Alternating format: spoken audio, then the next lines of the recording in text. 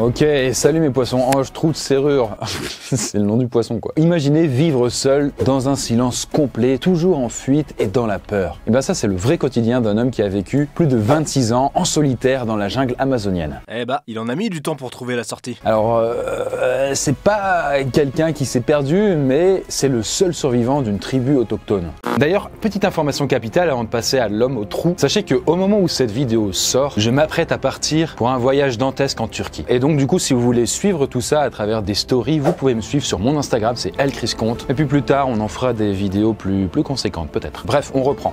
En fait, personne n'a jamais réussi à lui parler. Et d'ailleurs, on ne sait même pas quelle langue il parle. On le surnomme d'ailleurs l'homme au trou. Et il a déjoué le danger et la mort pendant plus de 60 ans. Mais on sait quoi sur lui, si personne peut lui parler? Rien, en fait, c'est un homme plein de mystères. Mais on a quand même assez d'infos pour répondre à beaucoup de questions. Comme qui est cet homme? Pourquoi s'est-il retrouvé seul? Comment a-t-il survécu? Et donc on découvre toute cette histoire incroyable de l'homme au trou qui a vécu plus de 26 ans seul dans la jungle.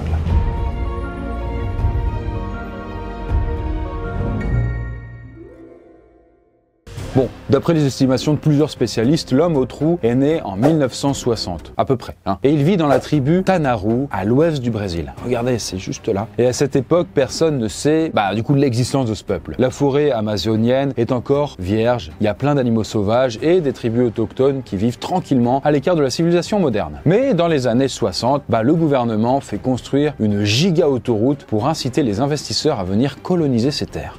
J'imagine que la suite logique, c'est l'expulsion des populations locales? Eh bien, tu imagines plutôt bien. Tu dégages! Mais il y a de nombreux indigènes qui sont victimes de maladies ou carrément assassinés. Et la tribu des Tanaru, pour rappel, c'est la tribu de l'homme au trou, elle est attaquée à plusieurs reprises. Leurs villages sont détruits, la population est quasiment exterminée. Du coup, dans les années 80, 20 ans plus tard, des éleveurs cachent de la mort aux rats dans de la nourriture. Les gars, ils sont motivés, vraiment motivés. Motivés de la tête aux pieds. Et ils vont la distribuer aux Tanaru en guise d'offrande. À ce moment-là, il ne reste plus qu'une poignée de survivants. Mais pourquoi ils font tout ça? Écoute, je l'ai un peu dit, mais c'est parce qu'ils veulent cultiver les terres pour avoir de la thune, tu comprends?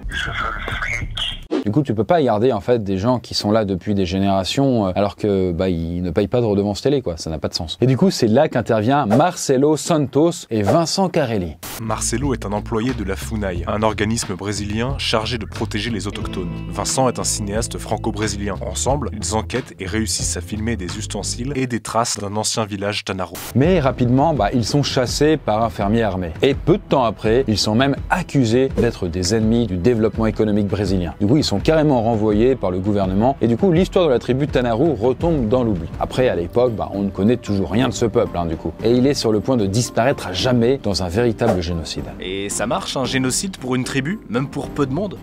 Eh oui Edgar, ça peut marcher oui. Et comme le gouvernement laisse faire, les massacres continuent. Et du coup en 95, les colons attaquent ce qui reste de la tribu Tanaru et l'homme au trou, qui a environ 35 ans à ce moment-là, est le seul survivant. Et là d'après les traces et les témoignages de tribus voisines, les 5 membres de sa famille ont été assassinés. Et du coup à ce moment-là, faut vous le dire, mais c'est le dernier représentant de ses ancêtres et de sa culture. Et sa meilleure chance de survie, en tout cas lui, il pense que c'est de vivre dans l'isolement le plus complet et fuir les étrangers. Bon, à ce moment, personne ne sait qui est l'homme au trou. Et les seuls qui connaissent l'existence des Tanaru pensent qu'ils sont tous morts. Mais Marcelo Santos n'a pas abandonné. Et quelques mois après le massacre, il revient enquêter. Et c'est là qu'il entend parler d'un mystérieux indigène qui vivrait seul dans la forêt. Là, il rappelle le cinéaste Vincent Carelli, plus un certain Altar Algayer. Et ensemble, ils partent en expédition pour chercher des survivants. Là, le cuisinier d'une scierie leur explique que parfois, des bûcherons sortent de la forêt en courant. Du coup, il semblerait qu'il fuit un indigène qui se déplace à toute vitesse dans la jungle. Fuyez, pauvre fou!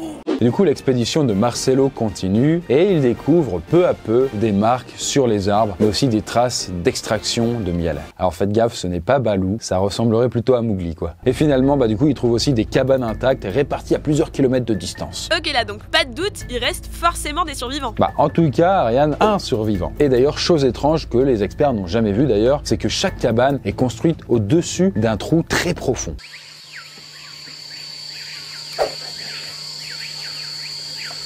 C'est de là que vient le surnom du mec, l'homme au trou. Finalement, après des mois de recherche, il repère un homme dans une de ses cabanes. Et là, il s'enfuit directement. Et l'enquête confirme que c'est bien réel. Ce n'est pas un fantôme. Et du coup, l'équipe de Marcelo, Vincent et Altaïr tentent de l'aider. Et du coup, les années suivantes, ils lui laissent des graines, des outils pour améliorer sa qualité de vie. Mais l'homme au trou ne les accepte jamais. Voilà, il a l'air un peu craintif quand même, entre nous. Et du coup, en 2008, le cinéaste Vincent Carelli réussit finalement à filmer son visage entre les feuillages. Et du coup, là, on peut le voir dans un documentaire nommé Korumbiara. Ah ouais, pendant tout ce temps, ils sont sur ces côtes, ils lâchent rien. Alors c'est vrai que ça peut faire un peu harcèlement, mais bon, sans ces quelques personnes, l'homme au trou, il serait sûrement déjà mort, quoi. Faut être un peu honnête quand même. Et du coup, au fil des années, l'homme continue de survivre seul dans la jungle. Et une certaine Fiona Watson tente d'étudier son mode de vie pour en savoir un peu plus sur la tribu Tanaru, ou ce qu'il en reste, quoi. Du coup, elle découvre pas mal d'outils qu'il fabrique lui-même. Des pointes de flèches qui sont sculptées, des lances, un puits en bois, une torche qu'il a fabriquée avec du bois et de la résine. Et il utilise aussi des calebasses pour stocker de l'eau. En fait, c'est des fruits qui ressemblent à des courges, mais avec une grosse coquille solide. Ça fait office de tasse, quoi. Grosse tasse. Et pour se nourrir, le petit bougre, il chasse des porcs sauvages, mais aussi du tatou, du singe, des tortues géantes, et il cueille des fruits et des noix sauvages. Mais l'homme fait aussi de l'agriculture. Il a plusieurs grands potagers répartis dans la jungle. Et d'après Fiona, il a dû lui falloir des jours et des jours pour rabattre les arbres et défricher de telles surfaces à lui seul. Parce que la jungle, je rappelle que c'est quand même dense, quoi. Tu vois, tu peux pas poser un petit carré de verdure comme ça, quoi. Ton potager, il va pas pousser. Et là, le petit gars, il fait pousser de la papaye, du manioc, du maïs, des bananes. Et il vient récolter ses champs la nuit, toujours dans la crainte de tomber dans un piège. Il est vraiment un peu névrosé, quoi, de ce côté-là. En même temps, toute sa famille a été exterminée, donc il y a peut-être de quoi quand même. Et pour compléter, il extrait du miel dans les ruches et il abat des palmiers pour en extraire le cœur. En tout cas, il construit toujours ses maisons de la même façon. Des murs en bois et en paille, un toit en feuilles séchées et une sorte de lit en bois.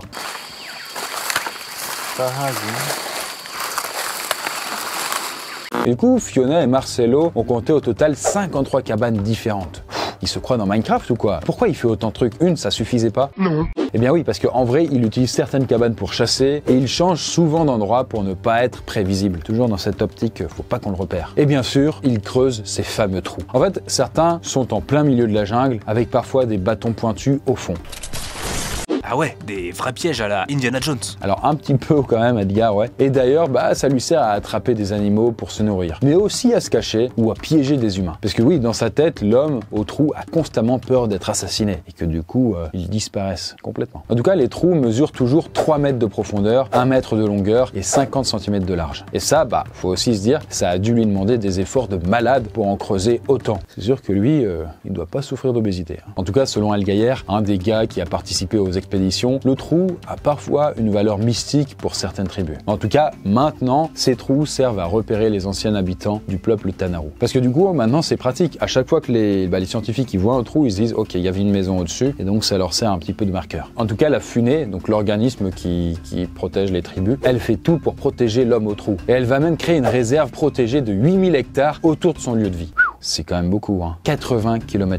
C'est à peine plus petit que toute la surface de Paris pour un seul homme. Puis la végétation et puis les animaux, quoi, évidemment. En tout cas, la zone est clôturée, tout non indigène a interdiction de s'approcher. Et du coup, c'est un vrai petit îlot de forêt au milieu d'un océan de ranch et de culture intensive. c'est quand même abusé, quoi. Et je précise aussi que là où on est, c'est l'une des régions les plus violentes du Brésil. Et on la surnomme d'ailleurs très affectueusement le Bang Bang. Sûrement rempli de types prêts à tuer pour quelques pièces. Exactement. Et en fait, la FUNAI, elle est obligée de construire un poste de surveillance et d'envoyer des gardes patrouiller autour de la zone. Et du coup, Fiona Watson, elle continue d'étudier l'homme au trou pour prouver qu'il est toujours vivant. Parce que sans ça, les éleveurs en profiteraient pour agir vite et s'emparer des terres. Et ainsi, dans les années 2010, une patrouille de la FUNAI tombe par hasard sur l'homme au trou. Et là, ils réussissent à le filmer. Regardez ça. À travers le feuillage, on voit l'homme quasiment nu. Les cheveux très longs, la silhouette imposante. Et il coupe un arbre avec une sorte de hache artisanale. C'est la première fois qu'ils peuvent l'observer aussi longtemps. Car en fait, l'homme au trou, il résiste à toutes leurs tentatives pacifiques de contact. Et dans les faits, soit il s'enfuit, soit il réagit de manière agressive quand il se sent pris au piège.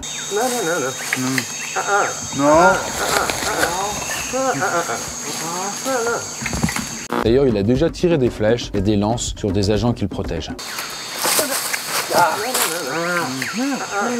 Et du coup, Fiona, elle a fait venir des indigènes de différentes tribus voisines. Mais lui, il ne leur a jamais répondu. En fait, personne ne l'a jamais entendu prononcer le moindre mot. On ne sait d'ailleurs même pas s'il peut parler, quoi. En tout cas, ça indique clairement qu'il veut être laissé tranquille. Justement, la FUNAI décide de changer de stratégie. Et là, il n'essaie plus de communiquer, mais renforce les patrouilles de protection. Parce que le seul lien qu'il garde, c'est les offrandes laissées au milieu de la jungle, au cas où. Et lui, il n'a jamais touché au maïs et aux cacahuètes. Par contre, il a déjà pris une bâche et une machette. En même temps, la nourriture, vous vous souvenez, au tout début, on avait empoisonné ses copains avec de la mort au rat. Donc là, il se dit, vous n'allez pas m'avoir, quoi. Vous m'aurez pas.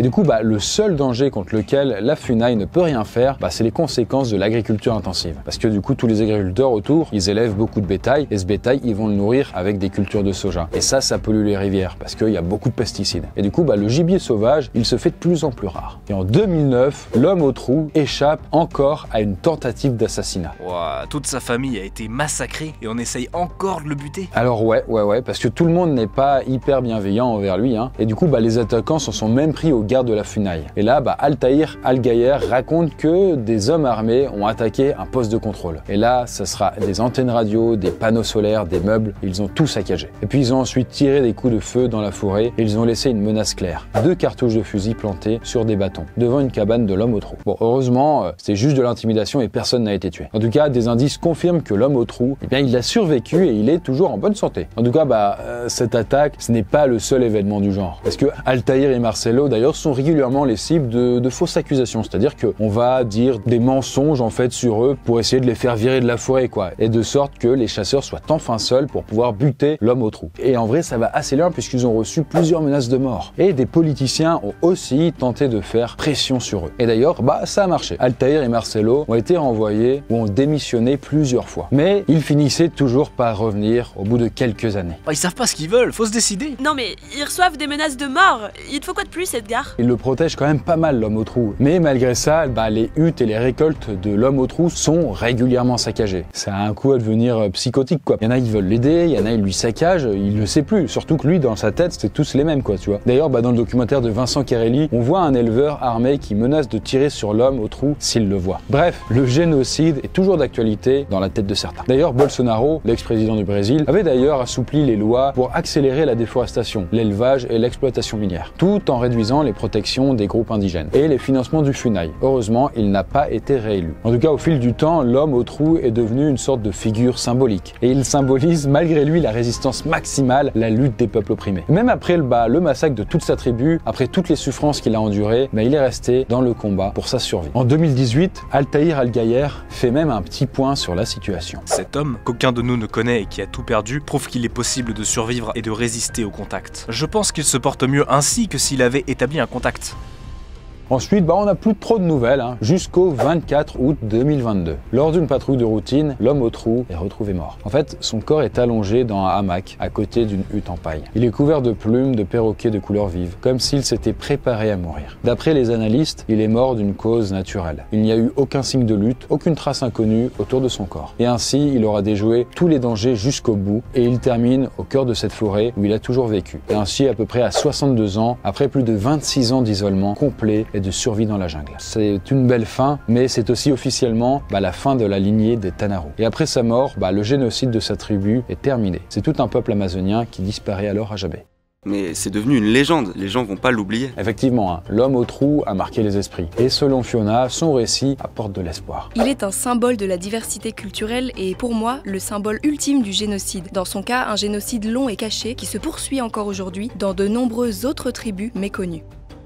Et du coup, il représente la résistance des peuples autochtones du monde entier. Et impossible d'imaginer toutes les horreurs que cet homme a subies, ni même la solitude qu'il a pu ressentir pendant près de 26 ans. D'ailleurs, à l'heure actuelle, il existe encore des peuples qui tentent de survivre. Par exemple, on entend de plus en plus parler du projet ICOP, parce que Total Energy expulse plus de 100 000 personnes de leurs terres en Afrique pour extraire du pétrole. Après, heureusement, les histoires comme celle de l'homme au trou permettent d'avancer et de donner un sens peut-être à tout ce combat. Et de plus en plus d'ailleurs de monde est au courant de ces tragédies. Et du coup, la défense défense s'organise d'une certaine manière. En tout cas, ironiquement, ceux qui ont essayé d'éliminer l'homme au trou vont peut-être obtenir l'inverse de ce qu'ils voulaient. Parce que ce type inconnu va probablement être enterré avec dignité à l'endroit où il est mort. Ce qui fait que les fermiers ne pourront jamais transformer sa forêt en élevage de vaches. Et ce territoire restera définitivement protégé à la mémoire du peuple Tanaro.